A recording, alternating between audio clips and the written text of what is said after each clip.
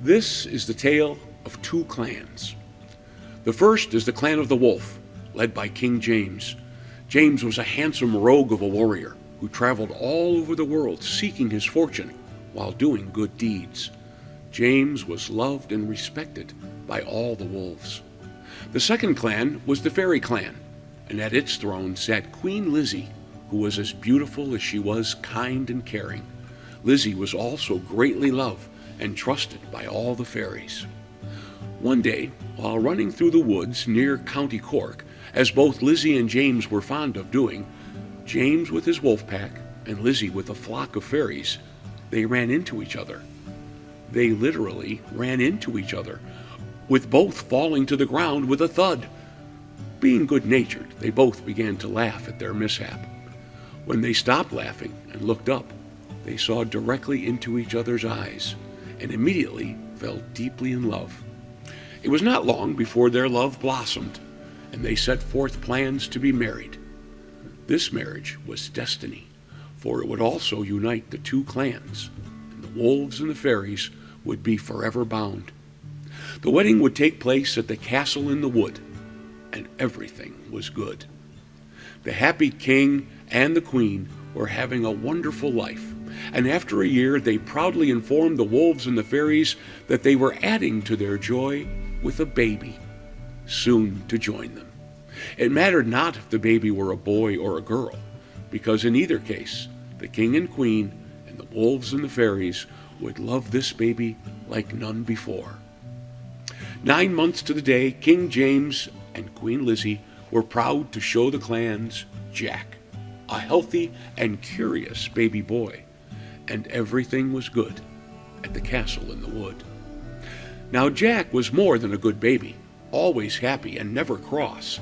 He loved his mom and his dad. He loved the fairies and the wolves, and he loved his life. Jack quickly grew into a strong youngster, with King James' two favorite wolves, Bella and Blue, seeing to it that his strength, speed, and endurance could not be matched. Jack was protected by the wolves 11 hours every day, from just before breakfast until supper. His knowledge and imagination had no equal either, as Queen Lizzie had her two favorite fairies, Maddie and Brooke, supervise Jack for 11 hours each day, from just before dinner and all through the night. Maddie and Brooke challenged his mind with great studies, and his dreams with thoughts of nature and mythical legends. 22 hours every day, Jack was entertained and challenged. He was nurtured and protected. But for all 24 hours, James and Lizzie made sure he knew that he was deeply loved. And at the castle in the wood, all was good. When Jack reached the ripe old age of 6, he went for a solid month with the same dream every night. In this dream, Jack was the hero that would cross the river and travel the strange forest in search of the luckiest leprechaun in the land, Liam. Jack dreamt that Liam needed a grand favor from him, which he granted, and Liam would share his pot of gold as a reward. After the month, Jack shared his dream with Bella and Blue, and the wolves laughed out loud. "Your dreams need to stay in your slumber," they told him, "for everyone knows that you need to cross the raging river to get to the land of the leprechauns. The river is too wide and too strong, and no wolf has ever been to the other side." A week later, Jack told Maddie and Brooke about his dream, and they laughed in a whisper so as not to hurt Jack's feelings.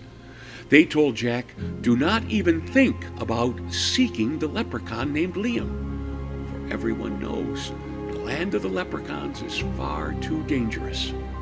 They live in the dark forest, beyond the raging river. The forest is so thick and dark that rays of the sun never meet the ground, and no fairy has ever entered the dark wood." 1 week to the day, Jack told King James and Queen Lizzie about his dream.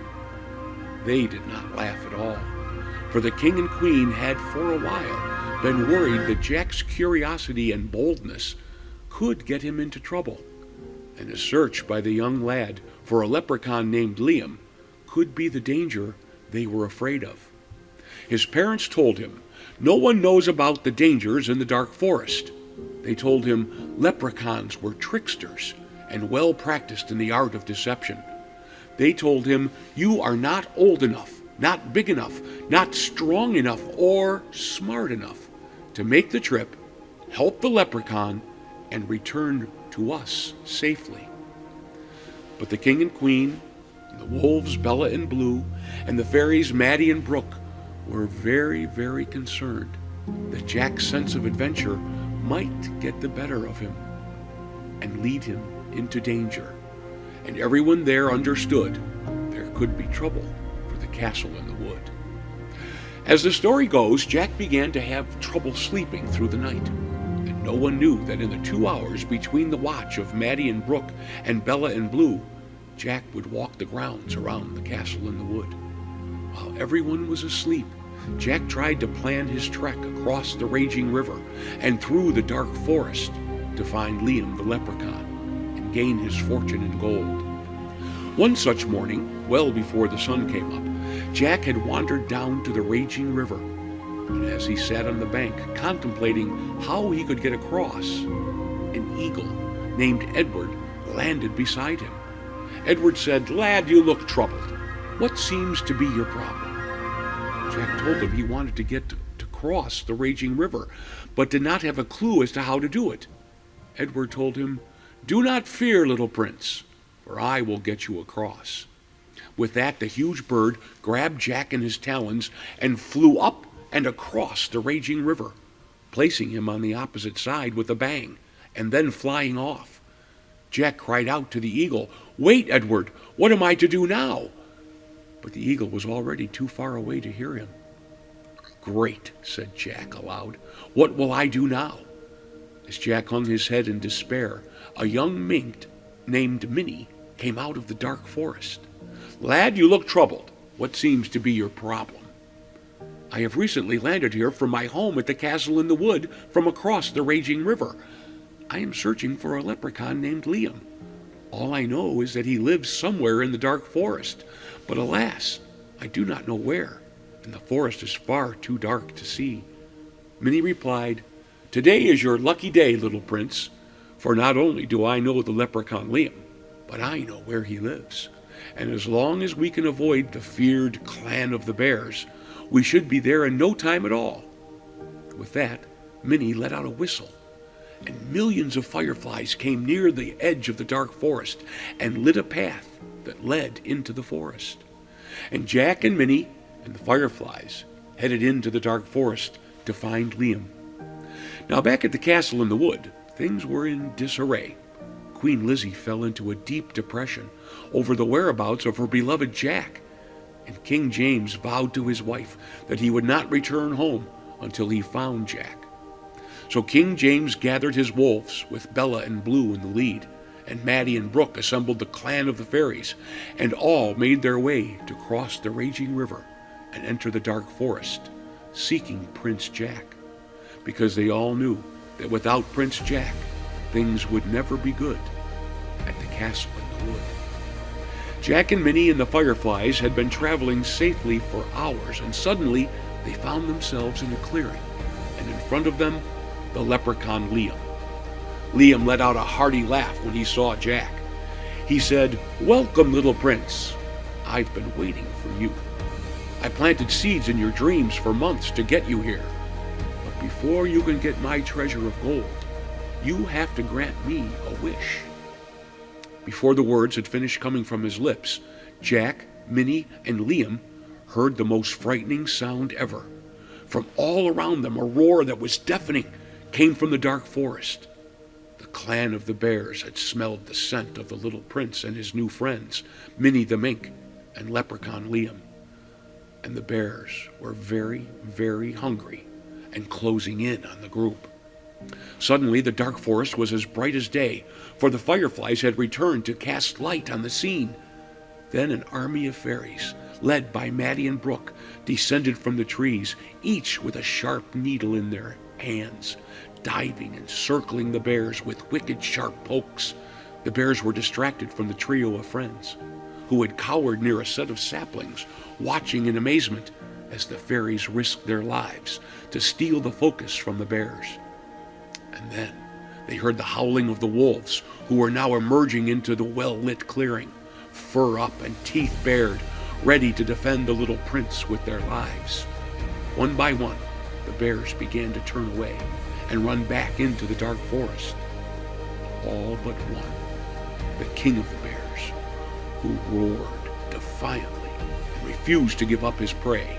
And then almost magically, King James dropped down from a tall branch, his sword drawn and ready to fight the king of the bears. As the two squared off to do battle, King James spoke. "Brave king of the bears, hear my words, for I do not wish to harm you unless you give up your quest to eat my son. I will battle until one of us dies." The Bear King replied, "My clan is hungry, and we need food to survive. Your son and his friends will make a good meal." King James then offered the services of the fairies, who would have to bring baskets of berries every week, and the services of the wolves, who would bring baskets of fish from the raging river daily to help feed the clan of the bears. In return, the bears must agree to let them all leave. Just then, the leprechaun Liam spoke up. "Good kings, please hear my plea, for the clan of the leprechauns has long suffered the wrath of the hungry bears. We are hoping for a peace treaty for all who live in the dark woods, so that none of us will ever live in fear again. And to seal the pact, we will gladly give up some of our gold." All the parties agreed and became fast friends. King James returned to the castle in the wood, and Queen Lizzie returned to herself, with Prince Jack back in the castle. The king used the gold to build a bridge across the raging river. Thanks to the boldness of the little Prince Jack, the clan of the wolves and the clan of the fairies and the clan of the leprechauns, and yes, the clan of the bears, lived happily ever after. And all was good at the castle in the wood.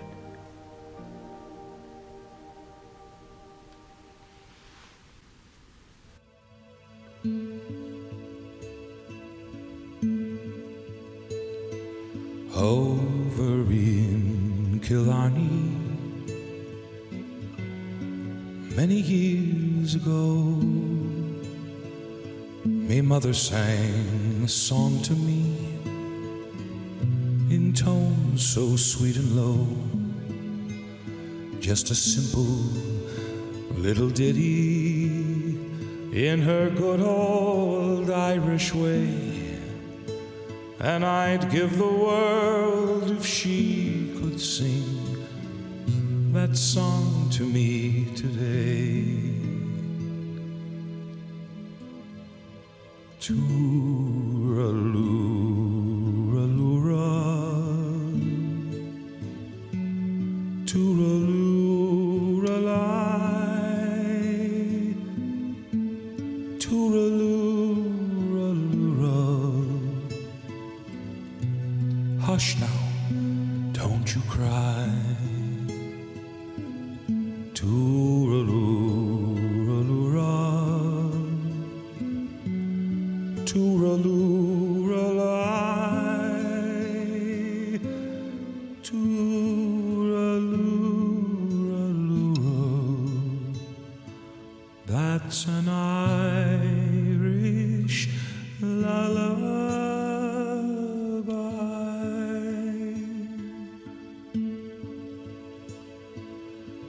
Often dreams I wander to that cot again. I feel her arms a-hugging me as when she held me then. I hear her voice a-humming as in days of yore, when she used to rock me fast asleep outside the cabin door. Tooralooraloora, tooralooralai, tooralooraloora. Hush now, don't you cry. Tooralooraloora, tooralooralai, tooralooraloora. That's an Irish lullaby.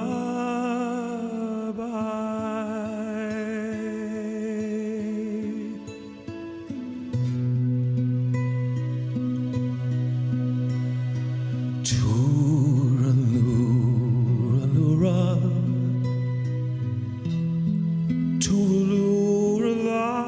tooralooralai, tooralooraloora. Hush now, don't you cry. Tooralooraloora, tooralooralai, tooralooraloora. That's an Irish lullaby.